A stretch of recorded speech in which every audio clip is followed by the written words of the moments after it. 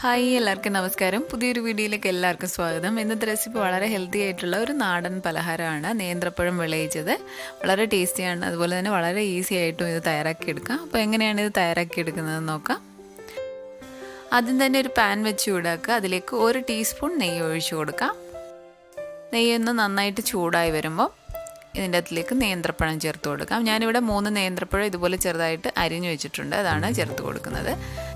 നേന്ത്രപ്പഴം ചേർത്ത് കൊടുത്തതിന് ശേഷം നന്നായിട്ടൊന്ന് ഇളക്കി നെയ്യൊക്കെ നന്നായിട്ട് നേന്ത്രപ്പഴത്തിലേക്ക് നന്നായിട്ട് പിടിക്കുന്നത് വരെ നന്നായിട്ടൊന്ന് ഇളക്കി കൊടുക്കുക. അതിനുശേഷം ഇത് നമുക്ക് തീ ഒരു മീഡിയം ടു ലോ ഫ്ലെയിമിലിട്ട് ഇതിൻ്റെ ഒരു സൈഡ് കളറൊക്കെ ഒന്ന് മാറി വരുന്നിടം വരെ നന്നായിട്ടൊന്ന് കുക്ക് ചെയ്യാം. ഒരു 1-2 മിനിറ്റ് ഒരു ലോ ടു മീഡിയം ഫ്ലെയിമിലിട്ട് കുക്ക് ചെയ്യാം.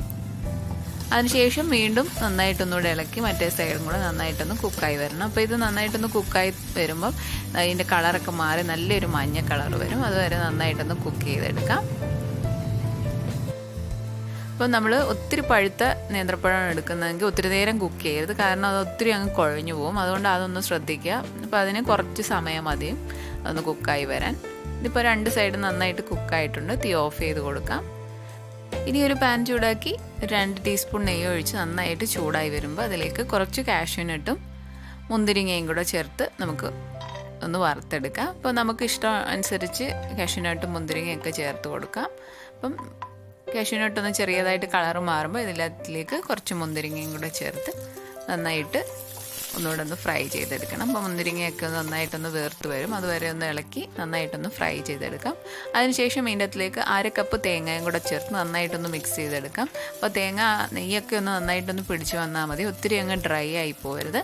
നന്നായിട്ടൊന്ന് ഇളക്കിയതിന് ശേഷം നമ്മൾ നേരത്തെ നെയ്ക്കകത്തിട്ട് വഴറ്റി വെച്ചിരിക്കുന്ന നേന്ത്രപ്പഴം കൂടെ ചേർത്ത് പെട്ടെന്ന് തന്നെ മിക്സ് ചെയ്യുക. അപ്പോൾ തീ ഒരു ലോ ഫ്ലെയിമിലേക്ക് മാറ്റിയിട്ട് വേണം ഇതൊക്കെ ചെയ്യാൻ, അല്ലെങ്കിൽ ഈ തേങ്ങയൊക്കെ ഒത്തിരി അങ്ങ് ഡ്രൈ ആയി പോവും. ഇനി ഇതിൻ്റെ അകത്തിലേക്ക് മധുരത്തിന് വേണ്ടി ഞാൻ 1 ടേബിൾ സ്പൂൺ ശർക്കര പൊടിച്ചതാണ് ചേർക്കുന്നത്. അപ്പോൾ ഇതിന് പകരം 1 ടേബിൾ സ്പൂൺ പഞ്ചസാര വേണമെങ്കിലും ചേർക്കാം.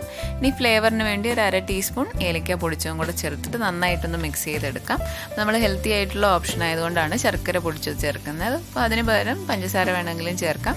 ഈ ശർക്കര നന്നായിട്ടൊന്ന് മെൽറ്റായിട്ട് നേന്ത്രപ്പഴത്തിലേക്ക് പിടിക്കുന്നിടം വരെ നന്നായിട്ട് പെട്ടെന്ന് ഇളക്കി കൊടുത്തിട്ട് തീ ഓഫ് ചെയ്ത് കൊടുക്കാം. അങ്ങനെ വളരെ ഹെൽത്തി ആയിട്ടുള്ള നേന്ത്രപ്പഴം വിളയിച്ചത് റെഡി ആയിട്ടുണ്ട്. അപ്പോൾ 4 മണിക്കൊക്കെ വളരെ പെട്ടെന്ന് തയ്യാറാക്കി എടുക്കാൻ പറ്റിയ ഒരു ഹെൽത്തി ആയിട്ടുള്ള റെസിപ്പിയാണ്. അപ്പോൾ എല്ലാവരും ട്രൈ ചെയ്ത് നോക്കുക. അപ്പോൾ നിങ്ങൾക്ക് ഈ വീഡിയോ ഇഷ്ടപ്പെട്ട ശരണ്യാസ് റെസിപ്പി ചാനൽ സബ്സ്ക്രൈബ് ചെയ്യുക. പുതിയൊരു നല്ല റെസിപ്പി ആയിട്ട് കാണാം. താങ്ക്